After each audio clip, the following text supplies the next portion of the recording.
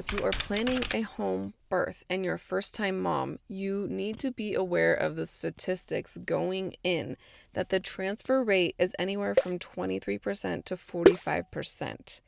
45%. If you're not aware of that, how can you then plan accordingly and strategize in order to avoid it? Home birth moms need to be aware. They need to have a plan in case of transfer to the hospital. They need to know what their rights are. They need to know, first of all, how to know if a transfer is really necessary and how they can stand in their power and make that choice along with their midwife.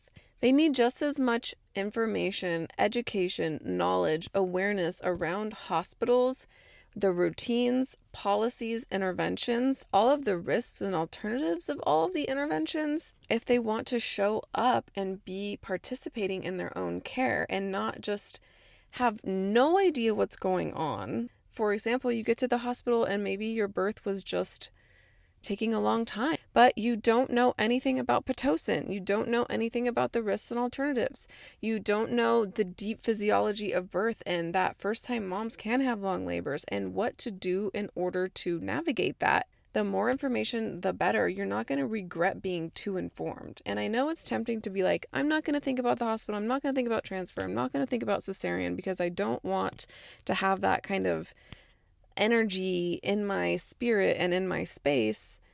But the fact of the matter is, with a 45% transfer rate, you really need to be educated so you can navigate unexpected situations in a way that you're going to feel good about afterwards.